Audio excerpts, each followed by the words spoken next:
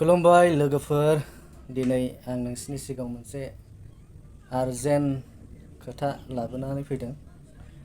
दा नोंथांमोना भिडिअखौ जोबजासिम नाय, अब्ला बुजिगोन आं मानो दिनैहाय भिडिअ ब्लग लाबोदों।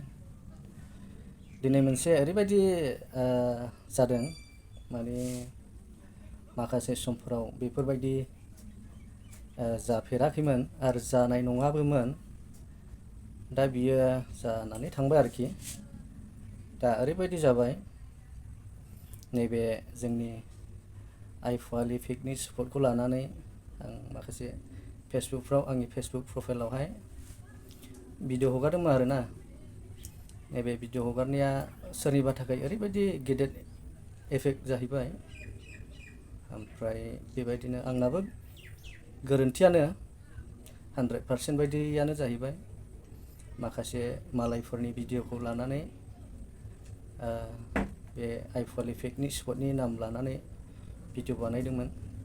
दा आंनि गोरोन्थियानो जाहैबाय। दा बिथांमोनाबो आंनि फार्स्ट टाइमनि थाखाय मोजाङै रायज्लायनो पारफरमेन्स जाबाय। बेबायदिनो मिलायलायबाय आरो लकेलनि मानसि, जोंनिनो बिदा फंबाय, बेबायदिनो फिसाजों समान जानाय, बिथांमोना मोजांखौनो बुंदों।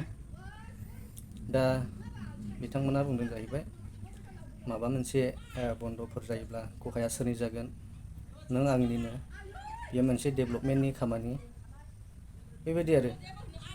दा नंगौ, बाथ्राया सैथोआनो।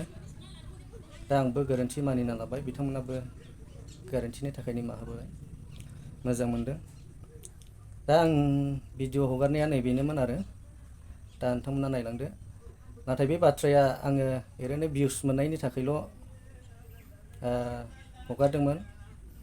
ओमफ्राय माखासे ओरैनो इन्टारेस्टनि थाखाय बेबायदि हगारदोंमोन। आरो भिडिअखौ नायनायफ्राबो बुजिदों बियो बेयावनि नङा। माखासे कमिटिनि मानसिफ्राबो बुंदों, बियो फेकसो, ओरैनो जायगाफ्राबो लकेलिटिफ्राबो बेनि नङा, आइ फवालि पिकनिक स्पटनि नङा होननानै बुंदों आरो। बेबायदि आरो। दा जाबाय, जि जानानै थांबाय। दा गोरोन्थियानो जाबाय होननानै हमना लाबाय आंबो। दा बिथांमोनाबो गोरोन्थिखौ सुद्रायनानै होबाय।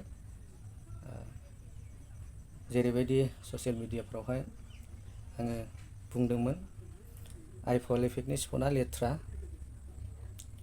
बेबायदिनो थायोब्ला गोबानो ओंखारो, नैबेबायदि बाथ्रा बुंदोंमोन आरो। ओमफ्राय मोनसेया जाबाय, आइ फवालियावहाय बेबायदि बुलाय सोलाय जादों, सिख्ला बेबायदिनो सेंग्रा सेलायलायदों होननानै बेबायदि हगारदोंमोन आरो। नैबेनि थाखाय बिथांमोना आंखौहाय बेबायदिनो रायज्लायनो लिंहरबाय। दा रायज्लायनो थांबाय। गोरोन्थियानो एसेबां मानि नङा, बेनिनो ओरैनो रायज्लायनायनि गेजेरजों मिलायबाय आरो। बयबो मिथिगौ, ससियेल मिडियाआव ओरैनो सोरबा कपि पेस्ट बेबायदिनो हगारो, सोरबा गावनि कन्टेन्ट बानायना हगारो, सोरबा बेबायदिनो मालायनि भिडिअजों लोगोसे मा होनो सरजाबनानै बेबायदि भिडिअ हगारो, बिदि आरो।